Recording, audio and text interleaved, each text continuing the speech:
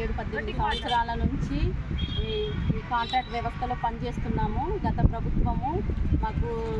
ప్రభుత్వం నోటిఫికేషన్ ఇచ్చింది. ఆ నోటిఫికేషన్ రద్దు చేసి మేము రెగ్యులర్ చేయాలనేసి గత ప్రభుత్వంలో కూడా 47 రోజులు సమ్మె చేయడం జరిగింది.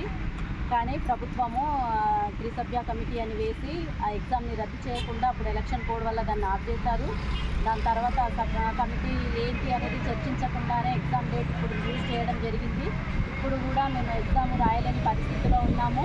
కంప్యూటర్ బేస్ ఎగ్జామ్ అంటే మాకు చాలా కష్టంగా ఉంది. మేము ఇప్పుడు రాయలేని పరిస్థితి. ఇప్పుడు ఒక్కొక్కల ఏజ్లో వచ్చేసి 50+ ఉన్నాయి. కొంతమంది నాట్ ఎలిజిబుల్ ఉన్నారు ఈ నోటిఫికేషన్కి. కొంతమంది రిటైర్మెంట్ అయిన వాళ్ళు కూడా ఉన్నారు. కాబట్టి గవర్నమెంట్ ఇదంతా దృష్టిలో పెట్టుకొని మమ్మల్ని ముందుగా ప్రధానంగా ఈ కాంట్రాక్ట్ వ్యవస్థలో పనిచేస్తున్న ఆల్ క్యాడర్స్ ఏఎన్ఎంస్లని ఎలాంటి రాత పరీక్ష లేకుండా రెగ్యులర్ చేయాలనేదే మా ప్రధాన డిమాండు.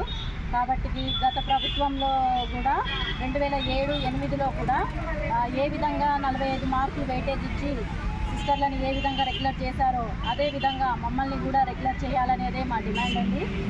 ఇప్పుడు ఫ్రెషర్స్తో పాటు మేము పోటీపడి ఎగ్జామ్ రాయలేని పరిస్థితి. కాబట్టి గవర్నమెంట్ దృష్టిలో పెట్టుకొని ఇదంతా మమ్మల్ని యాస్టీస్గా బేషరతుగా రెగ్యులర్ చేయాలనేదే మా డిమాండు.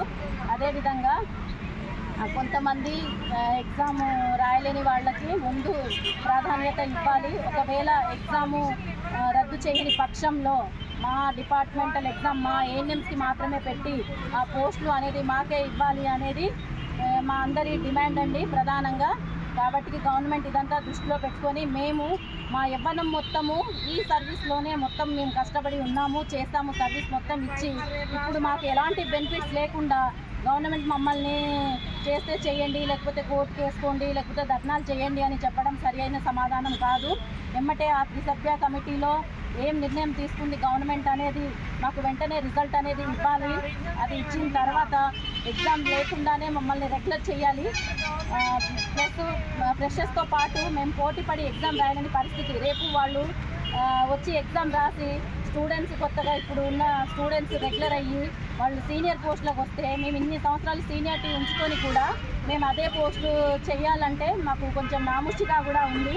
కాబట్టి గవర్నమెంట్ ఇదంతా మా ఏజు సీనియారిటీ అన్నీ చూసుకొని మా సర్వీస్ని గుర్తించి మమ్మల్ని రెగ్యులర్ చేయాలనేదే ప్రధాన డిమాండ్ అండి.